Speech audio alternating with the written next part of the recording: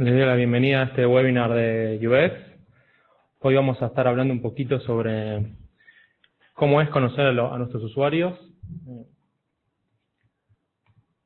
Me presento, soy Hernán Lucio, soy diseñador UX en Mercado Libre y profe de los cursos UX en Coder House. Como decía, la idea de hoy es hablar un poquito más sobre qué es conocer a nuestros usuarios y quiénes son nuestros usuarios. No sé qué profesiones hay del otro lado. Ustedes pueden comentarme y pueden hacer preguntas en esta plataforma que yo las voy a ir viendo y podemos armar como una especie de debate y de hecho al final vamos a hablar un poquito más. Pero quería pensar esta charla no solo para diseñadores sino para un ámbito más general, porque cuando diseñamos muchas veces no sabemos quién está del otro lado, ¿no? Encaramos un proyecto y la primera pregunta que me hago cuando lo encaramos es ¿para quién lo estamos haciendo? O si yo como diseñador, ¿para quién lo estoy diseñando? ¿Para quién lo estoy encarando? Y es la pregunta que me viene al principio de todo cuando arrancó algo. ¿Para quién lo hacemos? Y acá las respuestas son como muchas, ¿no? Diseño para mí, diseño para mi jefe, diseño para mi cliente. La agencia esto pasa mucho, como el cliente como modelo usuario. No sé para quién diseño. Eso es como una especie de sincericidio. O uno peor, que es como, sé para quién diseño, pero al final si haces un poco más de zoom, en realidad estamos diseñando para una persona equivocada. Es un poco más grave eso. Entonces pasan estas cosas, ¿no? O sea, cuando encaramos un diseño sin saber para quién es, este es un ejemplo básico. O sea, ¿cuál de estos dos modelos del Ketchup les parece que está diseñado para el usuario final? O entendiendo cuál es para el uso que se le va a dar a este objeto. Sin dudas es el de la derecha, ¿no? O sea, está entendiendo cómo es el uso de ese pack, está entendiendo que hay un problema que siempre necesitamos como el agregar para que baje el producto, entonces el segundo diseño está mucho más pensado en la necesidad misma del objeto en sí.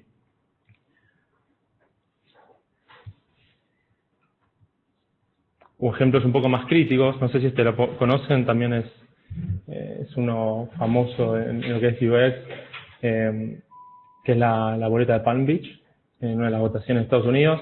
Acá la diseñadora lo que había hecho es hacer dos columnas para los electos, porque en Palm Beach la gente es muy anciana, entonces creía que aumentando el cuerpo tipográfico les estaba dando una mano, ¿no? Era como, bueno, ok, hago dos columnas para que lo puedan leer.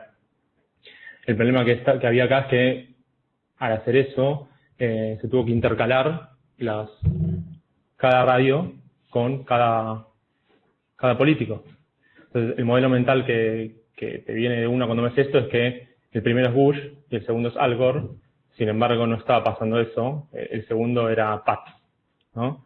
Entonces, en realidad creía que les estaba haciendo un favor a los usuarios y los estaba llevando a un problema más grave, que iba en contra de lo que creían que estaba pasando y, por lo tanto, la comunidad de Palm Beach terminó votando a otra persona. De hecho, es una comunidad de muchos judíos y terminaron votando a un antisemita. O sea, ahí se ve un poco más como nuestros diseños, cuando lo encaramos sin pensar de antemano a quién lo estamos encarando, podemos cometer errores bastante importantes. Otro ejemplo, uno más clásico del diseño UX, a mí me gusta mucho, los controles remotos, ¿no? Estamos en el 2017 y todavía tenemos controles remotos con esta onda. Y si nos preguntamos qué elementos usamos de este objeto, o sea, creo que todos vamos a coincidir un poco. No son muchos. Subimos el volumen, lo bajamos, prendemos, apagamos, cambiamos canales, a lo sumo cambiamos el input de la TV, pero eso es como algo un poco más para algunos. Después hay un montón de botones que no utilizamos nunca, ¿no? ¿Y por qué están? De hecho, pasa mucho que yo tengo mismas televisores, mismo fabricante, y cada uno tiene su control remoto y son diferentes. O sea que tengo que mirar el control cuando necesito hacer una opción un poco más avanzada. No puedo recurrir a la memoria. Esos son algunos de los problemas. En definitiva los odio y si pensamos un poco más y decimos, ok, veo cuál es mi usuario y veo qué es lo que va a usar en definitiva, creo que podemos terminar una especie de MVP, de control más básico o control remotos para abuelas, donde terminamos usando esto, ¿no? O sea, lo que hablamos recién, los volúmenes, control, los canales y todo lo demás es accesorio. No sé si los usuarios lo usan. No por nada el control del Apple TV tiene esta pinta, ¿no? Como recurre a lo mínimo indispensable. Y esto mínimo indispensable no es porque sí, no es porque les pintó, y atrás de esto hay un montón de estudios, un montón de investigaciones, un montón de testeos. Parece siempre lo más fácil hacer algo minimalista, pero en realidad es como lo más difícil. Decir que no implica conocer mucho del usuario, conocer mucho del uso, conocer mucho de su modelo mental, para decir, bueno, esto va y esto no va.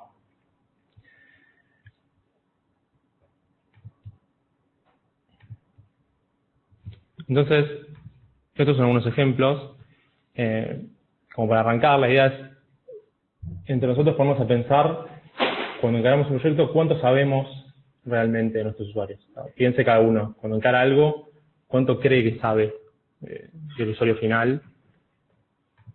O un poco peor, ¿cuántos creemos que sabemos? Muchas veces, y a mí también me pasa que creemos que sabemos una cosa y en realidad es diferente. Vamos a validar o hacemos entrevistas o salimos un poco como del cubículo y nos damos cuenta que no es tan así.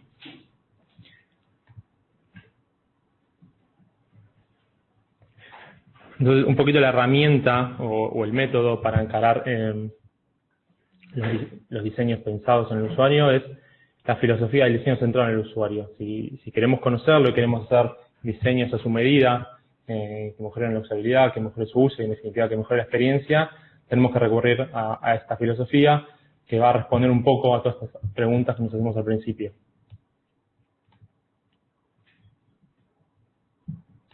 Lo primero, casi esencial que tenemos que hacer, podemos recurrir a esta metodología, no, pero es enfocar en decir, bueno, ¿para quién diseño? Y hay una de las herramientas que está dentro de la metodología de diseño centrado del usuario, es personas, que personas lo que viene a ayudarnos es a crear arquetipos típicos de los usuarios que van a usar nuestro modelo, ¿no? Entonces empezamos a decir, bueno, ok, para el control remoto, supongamos, tenemos 3 tipos de personas, ¿no? Como la abuela, la persona joven que usa Netflix y alguno más, un nene que necesita mirar programas infantiles. Ahí tenemos 3 tipos de personas que recurren a ese diseño objeto.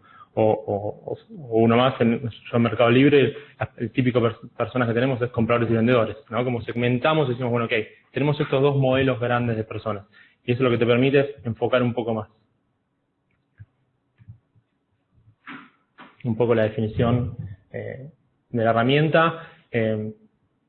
Lo que quiero que quede claro acá es que es un individuo ficticio, ¿no? Lo estamos inventando y lo estamos creando nosotros para cuando digamos, bueno, voy a diseñar para el vendedor se va a llamar Pedro, va a tener estas habilidades técnicas, va a utilizar Mercado Libre de esta manera, tiene tales objetivos, tiene tales problemas, ¿no? Como que le damos una definición un poco más concreta y detallada a esa persona. Después tenemos otra, no sé, Ana, va a tener otras cualidades. Y lo bueno de tener esto es que al equipo ya se le empiezan a conocer a esta persona. Entonces, cuando te sentás en una reunión o estás definiendo algo en el equipo, decís, bueno, ok, a Ana no le va a servir esto y tal vez a Pedro sí. Entonces ya todo el equipo está enfocado en la experiencia de esa persona, de ese enfoque.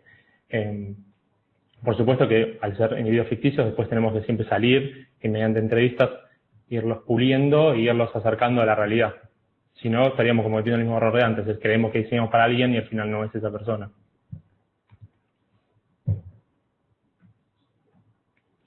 Entonces, uno de los primeros pasos necesarios a la hora de crear personas es segmentar, ¿no? O sea, decir lo que decía recién, bueno, ok, tengo tal persona, tiene tal edad, tiene tal nivel de estudio, tiene tal nivel socioeconómico, es de tal manera, ¿no? Segmento en grupos grandes, como decía recién, los compradores y vendedores podría ser un ejemplo de esta segmentación.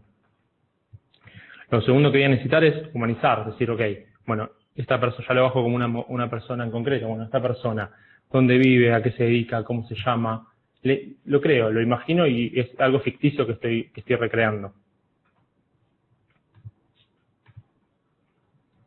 Para por último empatizar, ok, tengo esta persona, tengo el grupo, la humanicé y la individualicé, me empiezo a hacer preguntas en los zapatos de esa persona, ok, Juan, este vendedor, ¿qué necesita cuando hace una venta? Cuando tiene que despachar un producto, ¿qué necesita? ¿Cuáles son sus acciones? ¿No? ¿Qué datos necesita y con quién lo comparte? ¿Cómo es su metodología de trabajo? ¿No? Me empiezo a poner en los zapatos, o como decimos nosotros, en el sombrero de esa persona. Entonces, cuando hacemos eso, dejamos de hacer las cosas como nosotros queremos, o como nosotros sentimos, o que a nosotros nos importan, o en base a nuestra experiencia, y empezamos a ponernos del otro lado del mostrador, ¿no? A pensar cómo él siente, o a qué le importa a él, qué sabe su usuario. Ya dejamos de pensar yo, Hernán, como diseñador, lo que yo quiero o lo que me gusta, y empiezo a pensar como Pedro, o intento pensar como Pedro, si bien muchas veces, o sea, nosotros no somos esos usuarios, pero intentamos hacerlo. Y ahí es donde empezamos a trabajar pensando en el usuario final, y no ya yo, Hernán, con mi experiencia. Este es un modelo de persona, como les comentaba recién.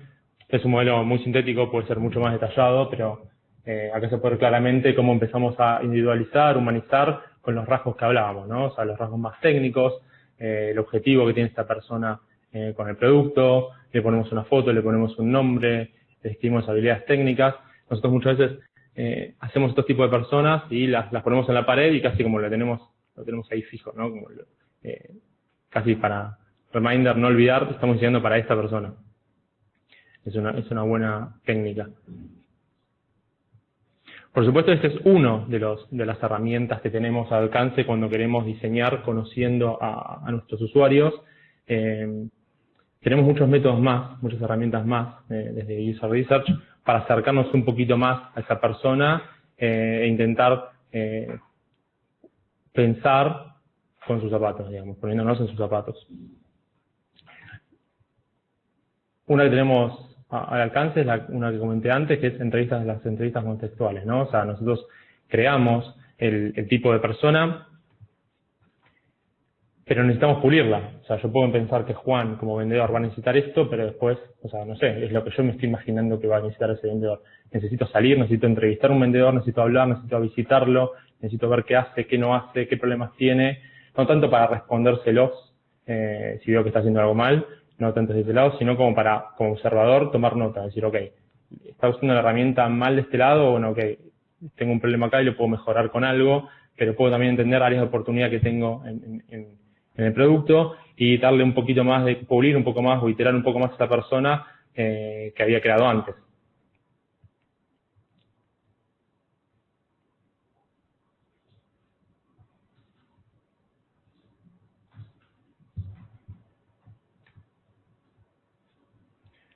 La segunda herramienta que podemos utilizar es el análisis de métricas. Tal vez muchos ya lo hagan, si hay mucha gente de producto.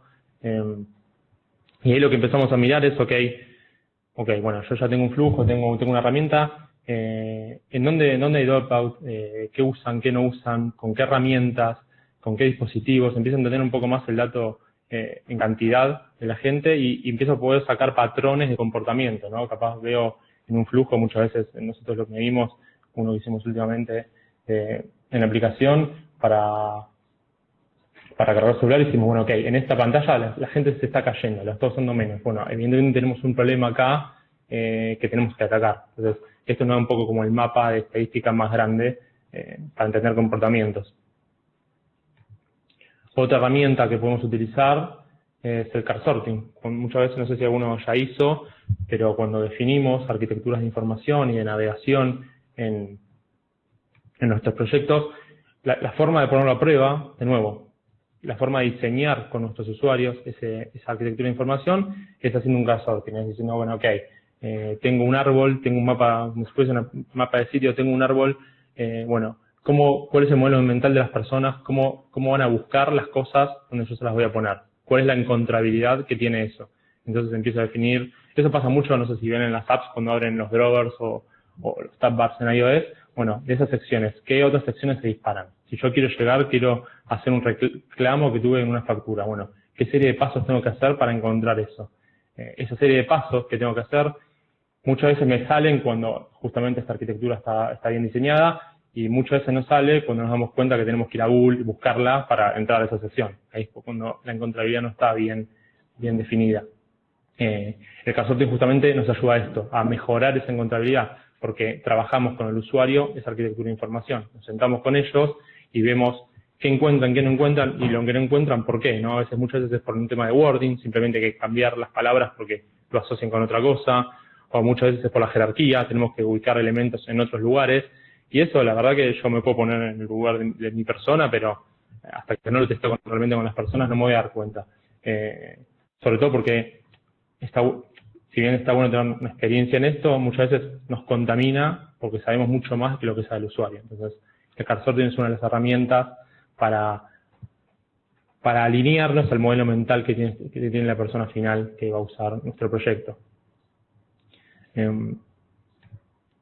Otra herramienta que vamos a utilizar, bueno, como mencioné, a veces la usamos mucho, es Benchmark. Es salir y mirar un poquito más allá lo que hace nuestra competencia, que no es lo mismo copiar y pegar, ¿no? No es ok, veo esto que me gusta y lo llevo.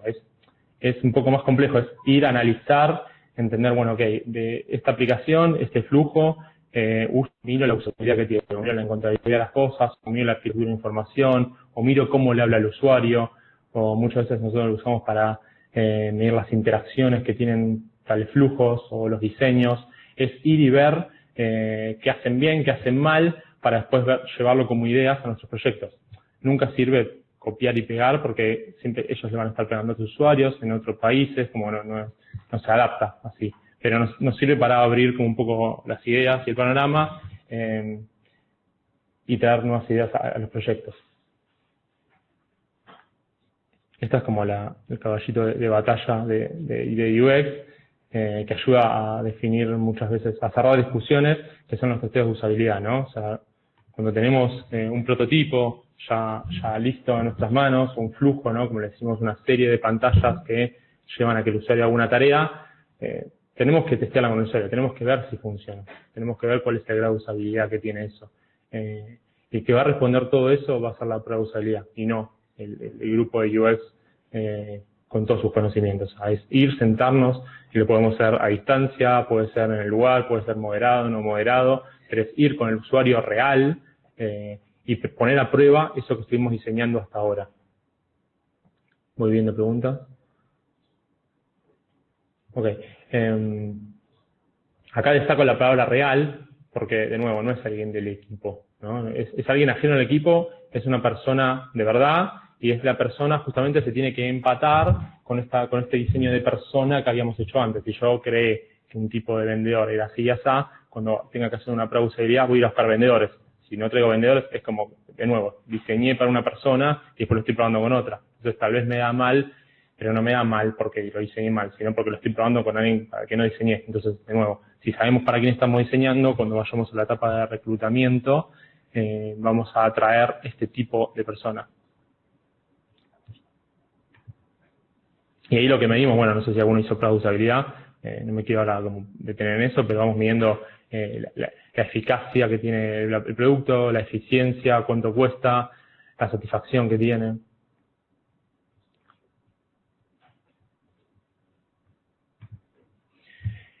El tracking, otra herramienta que podemos usar, esta herramienta nos sirve mucho como poner como una capa encima para las pruebas que hacemos. Y nos sirve básicamente porque nos empieza a arrojar datos de cuantitativos de lo que va viendo la persona. Voy a ir un poco para atrás para que vean de nuevo. Esta pantalla, este monitor no es un monitor común, sino que tiene un montón de sensores, ¿no? Acá abajo, en general esta parte, donde van midiendo dónde pone el ojo el usuario. Entonces, eso nos empieza a dar un montón de datos para saber si nuestro diseño está funcionando o no está funcionando. Si están mirando lo que queremos o están mirando otro lado, qué recorrido hacen, dónde ponen la atención, dónde la dejan de poner. Y esto a veces nos ayuda para responder muchas preguntas que no pudimos sacar de una prueba, ¿no? Es como un dato cuantitativo más grande. A/B testing. Esta es otra que utilizamos en general mucho y la utilizan muchas compañías y tal vez no se dan cuenta, pero no sé, si abren Facebook ahora, muchos van a tener una versión de Facebook, otros van a tener otra, y eso pasa todo el tiempo, porque lo que hacen las compañías es, una vez que, ok, diseñan para esa persona y lo ponen a prueba y hacen diferentes herramientas, no salen al 100% con eso, porque quieren estar 100% seguros de que funcione y que funcione mejor de lo que tenían antes. Entonces lo que hacen es lanzan el nuevo feature o el nuevo diseño para un porcentaje pequeño de usuarios, ¿no? Lo lanzan para el 20% y dejan el 80% con el diseño previo. Y lo van midiendo uno contra el otro. En la medida que el nuevo funcione mejor, van elevando ese porcentaje de usuarios para que, al fin y al cabo, si logró ser mejor, termine para el 100%. Pasa mucho eso. Si quieren probar, pónganse a ver con colegas o con amigos, abran aplicaciones así conocidas al mismo tiempo y les va a pasar que van a ver cosas diferentes. Nosotros utilizamos mucho esto porque, si bien las pruebas de usabilidad te ayudan a encontrar problemas, pulirlos, no quiere decir que porque la prueba de usabilidad salió bien, ya el producto va a funcionar. Entonces, el A/B testing te sirve mucho para ir midiendo si funciona o no, ir detectando problemas. Encuestas VOC o Voice of Customers. Las encuestas VOC, no sé si las vieron en alguna herramienta, yo creo que la vi en Booking alguna vez, pero se usa mucho. Pasa cuando estás haciendo algo, ¿no? Ponele que estás por comprar algo y no lo compraste y te fuiste. Que ahí te salta un modelcito donde te dice, che, ¿por qué te fuiste? ¿Qué estabas buscando? ¿No?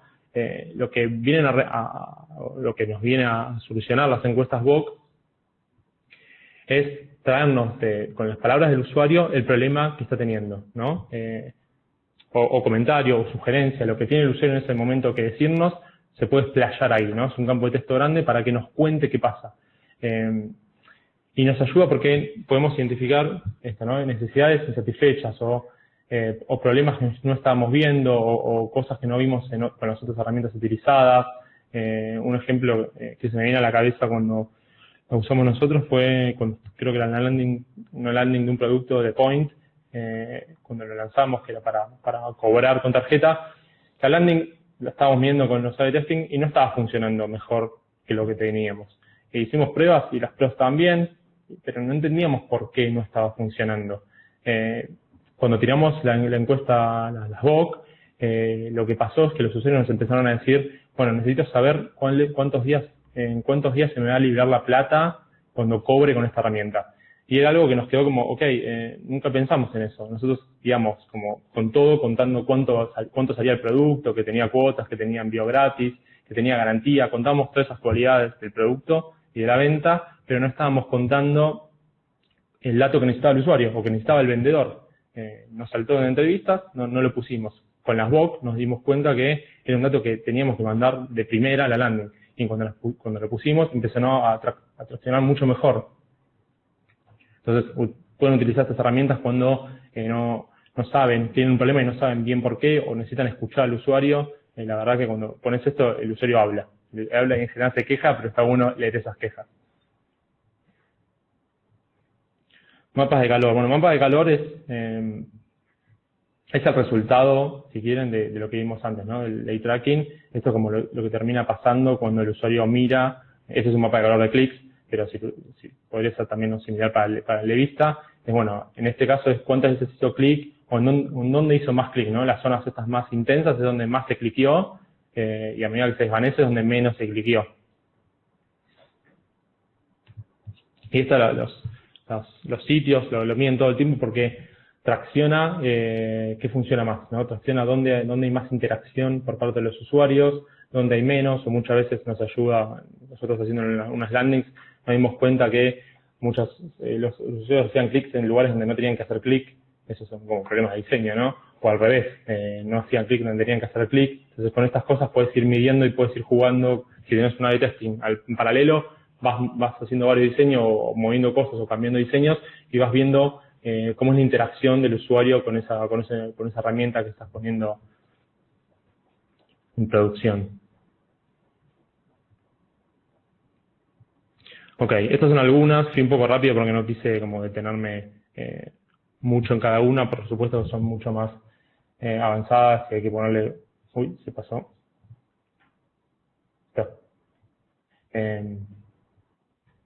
Hay que ponerle mucho más foco y lo que te ayuda es como, en definitiva lo que te ayuda es ir entendiendo mucho más cómo ese modelo de persona que está utilizando tu proyecto. Pero si tuviesen que decir, ok, uso estas herramientas, bárbaro, ¿por qué lo hacemos? porque todo esto implica un costo en tiempo, en capacitación, necesitamos más gente para el equipo, esto no es siquiera barato, por así decirlo. ¿Por qué creen que las empresas hacen o utilizan estas herramientas? No sé si alguno se anima a responder. En primer lugar, creo que uno se había ido, es porque, bueno, disminuimos la brecha entre lo que creemos, ¿no? Entre la realidad y lo que nosotros estamos creyendo, ¿no? Cuando les decía esto que estamos pensando el modelo de persona, y cuando yo me siento a diseñar, es como, bueno, lo que estoy diciendo para esta persona, pero la experiencia que estoy creando es lo que yo me imagino. Entonces, la manera de reducir esa brecha entre lo que yo pienso y la realidad es haciendo uso de estas herramientas. Si no, es como, de nuevo, estoy diseñando para mí o para, no sé, para otra persona. En definitiva, ahorramos tiempo y dinero para las empresas porque, imagínense, si hacemos algo que está mal, o sea, lo tenemos que volver a hacer, Y estas herramientas se utilizan mucho en la etapa previa a salir a producción con algo. Se utilizan en el proceso de diseño. Entonces, se itera rápidamente, lo que estaba mal, se deja lo que estaba bien, se va puliendo, validando en paralelo con el usuario. Entonces, cuando vas detectando un error, lo vas mejorando y vas puliendo y no llegas a la etapa cuando ya empezás a desarrollar, ya tenés un montón de conocimientos y un prototipo validado, donde en definitiva va a funcionar mucho mejor que si no lo hubieses hecho. Entonces, ahorra tiempo y dinero en general. Y en definitiva, lo que termina haciendo es que terminamos haciendo buenas experiencias, ¿no? O sea, no por nada, cuando mostré el slide de Benchmark, las compañías más exitosas hacen uso de estas herramientas. No sé si vamos bien o los maté con datos. Pero Nobleza Obliga, lo que hacemos en Coder House es esto. Tenemos una serie de cursos donde ponemos un poquito a prueba cada herramienta de la que fuimos dando. O sea, cuando arrancamos uno de los cursos es, bueno, ok, arrancamos con el MVP, arrancamos con la persona, y bueno, vamos conociéndola, empezamos, bueno, ok, ¿cómo es tu tipo de persona? Y vamos haciendo testeo de usabilidad, vamos haciendo arquitecturas de información, vamos haciendo car sorting, y no solo en la parte teórica, sino en la parte práctica, que es lo más importante. Vamos ejecutando estas acciones, ejecutando estas herramientas, y los prototipos mismos de los chicos van creciendo y van madurando cuando se van acercando al usuario final que están pensando. Acá es una de las fotos que saqué así medio rápido, creo que acá no me vio nadie, por ese stick que manda alguno que está acá, pero en las jornadas de trabajo que hacemos es mucha práctica sobre estas herramientas que estamos viendo. Vemos en general, por clase vemos una de estas herramientas, hay muchas más, pero vemos una, vemos todo el conocimiento teórico y la ponemos a prueba. Y la ponemos a prueba ante todos y generamos debate, que es como lo más interesante, que es en definitiva lo que terminamos haciendo en las compañías, ¿no? O sea, en Mercado Libre trabajamos mucho esto y estos son los trabajos, ¿no? Nos juntamos entre todos, entre multidisciplina, vamos generando nuevos conocimientos, nuevas validaciones.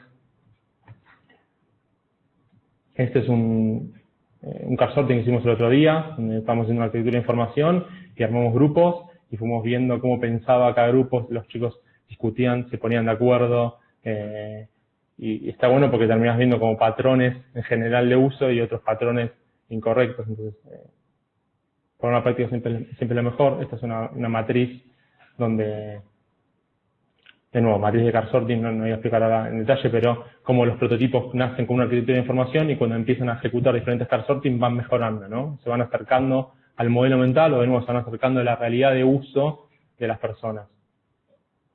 Benchmark, ¿no? Analizamos diferentes, cada uno elige un prototipo o elige un proyecto y analiza cuál es su competencia, analiza pros y contras. En esas contras siempre están como, bueno, la chispa de qué puedo ofrecer yo para mejorar y para hacer un mejor producto. User flows, que hoy no lo vimos, pero es bueno que pensamos cuál es todo el circuito de lógica, de comportamientos que va a tener una tarea en una aplicación, todo desde el camino feliz hasta los caminos alternativos, negativos, de nuevo, para siempre brindar la mejor experiencia a todos los usuarios. Wireframes, ¿no? Acá, bueno, diseñadores es el momento que siempre están esperando, quiero dibujar, quiero bajar todo esto a una idea. Muchas veces, le digo en los cursos, no se pongan impacientes, no empecemos a dibujar el día cero, necesitamos elaborar ciertos datos, necesitamos procesar, necesitamos entender para quién lo estamos haciendo para después empezar a bajarlo como ideas. Y acá los wireframes son miles, porque de nuevo vamos puliendo y vamos haciendo testeos de usabilidad entre nosotros y entre gente de afuera y vamos iterándolos sobre la marcha. hacemos mood boards, empezamos a salir y hacemos diseños en alta. Bueno, acá unos chicos de Copoa haciendo ilustraciones. En definitiva nos termina quedando un prototipo en alta fidelidad con lo que ustedes se imaginan, ¿no? Lo que ustedes quieren hacer para sus proyectos. Pero de principio a fin, desde el estado cero de que no sé qué hacer, y siempre están como en crisis de no sé qué hacer al principio, hasta vamos madurando y terminan en un producto final que esto realmente puede salir como, puede ser un producto excelente, ¿no? Bueno, eso fue todo. No sé si hay alguna duda que tengan en particular. Voy a poner QA para poder responder. Espero no haber ido muy rápido porque la idea de hoy era revisar las herramientas en general que tenemos. Los invito a, si quieren ver más de esto, hay muchos libros y hay muchos conocimientos dando vueltas sobre UX, si se quieren enfocar en alguna. Este fue un pantallazo. De todos modos, esta presentación la vamos a circular, va a quedar grabada y la vamos a circular. Pero bueno, para los que quieran, les dejo mi contacto. Está saliendo mal, ahí hay un problema, ¿no? Está saliendo mal mi Twitter, es h_lucio. Para los que quieran estar en contacto, preguntas, sugerencias. No sé si tienen preguntas ahora de la charla, las puedo leer, así que podemos hacer una rondita de preguntas y respuestas. Dice, ¿hay sites recomendables? Voy leyendo, está lejos. Métricas de usuarios, esto Carolina respondo. Para analizar métricas de usuarios, bueno, cuando hablábamos de métricas, nosotros muchas veces usamos Analytics, entendemos un poco más los funnels, los comportamientos. Usamos también Hotjar, que tiene muchas herramientas para medir cómo hacen uso los usuarios. Por ejemplo, podemos ver que nos generan mapas de calor, como vimos recién, o mapas de scroll, o mapas de clics. O mismo podemos ver que filmen, muchas veces esto lo usamos, el usuario no se da cuenta, pero estamos filmándole la pantalla de nuestro sitio nada más, no podemos filmar el resto. Pero podemos ver qué hace con nuestro sitio. Y eso muchos veces nos dieron resultados como de comportamiento, ¿no? Usaban un slider de una manera incorrecta, o no una manera incorrecta, nosotros lo habíamos diseñado de una manera incorrecta, entonces no lo podían usar. Entonces, te recomiendo Hotjar o Analytics.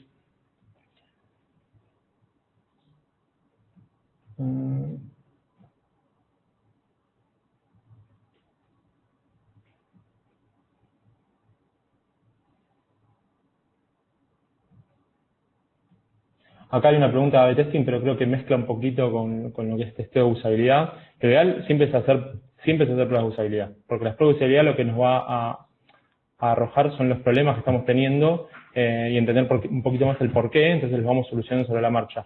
El A/B testing se deja para la instancia posterior a la prueba, más para medir si lo que hicimos va a funcionar mejor de lo que creíamos. A veces se hace con un diseño, tenemos diferentes diseños, entonces, ok, tengo el diseño A y el diseño B, y los dos funcionan bien en la usabilidad y los dos nos convencen, pero no sabemos con cuál nos quedamos, entonces lanzamos los dos y vamos midiendo.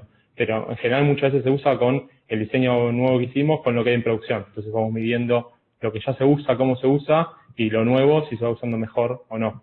No sé si respondí. Hay una pregunta que hay que tener en cuenta para que la app se apruebe en el App Store. Bueno, el App Store tiene una serie de mecanismos, no sé si saben, iOS, para cuando lanzamos una app, va una especie como de prueba y hasta que ellos no dan el OK no sube. La verdad que no se sabe todo lo que hay atrás, es como una especie de nebulosa donde sé que a medida que vas lanzando aplicaciones cada vez es más fácil lanzarlas, pero siempre hay una instancia previa donde te corrigen. Apple es mucho más exigente que Android. Sé por una experiencia que muchas veces han vuelto para atrás aplicaciones porque el diseño no era bueno o porque no estabas respetando la forma de la navegación en iOS, por ejemplo que tienen los chevron para los continuar y no estabas poniendo, pero no hay como una lógica. Sí, hay una lógica muy grande, pero no la conozco en complejidad. Hablan un poquito del curso, qué conocimientos se necesitan de que yo al PC. No necesitan ser diseñadores, muchas veces los cursos, ahora el curso que estamos dando está lleno de diseñadores, hay una psicóloga, una traductora, pero muchas veces los cursos han armado de gente que es de otro palo, economistas, psicólogos, no necesitan saber de diseño, porque acá las herramientas que las vamos poniendo a prueba y vamos aprendiendo a diseñar, así que si no conocen, vamos trabajándolo. Para estos últimos ejemplos que mostré de diseño en alta, para los que no son diseñadores, bajamos kit de UI o templates, y para que los utilicen y enseñen con eso. Toda la etapa previa, o sea, toda la etapa previa la vamos haciendo a mano si quieren y la vamos trabajando juntos, no es que tienen que ser diseñadores, porque lo que hagamos acá es cómo es el usuario y qué herramientas tengo para conocerlo más. IPC sí, para la etapa inicial no la necesitan, pueden hacer todo a mano si quieren, pero en la etapa más ya de pasarlo a prototipo ahí van a necesitar computadora.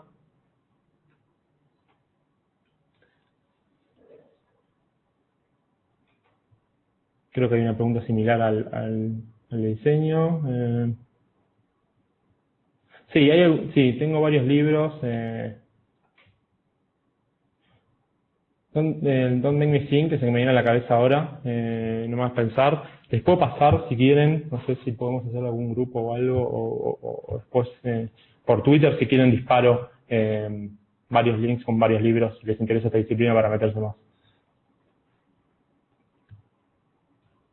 Ahí pasaron uno de diseño de experiencia de usuario. Sí, el libro de Juan Manuel Carrado está buenísimo, diseño de experiencia de usuario, porque explica mucho de su práctica y habla mucho de esas herramientas, así que sí, eso está muy bueno también. Bueno, creo que estamos con las preguntas. Gracias por haber participado, espero les haya gustado y estamos en contacto.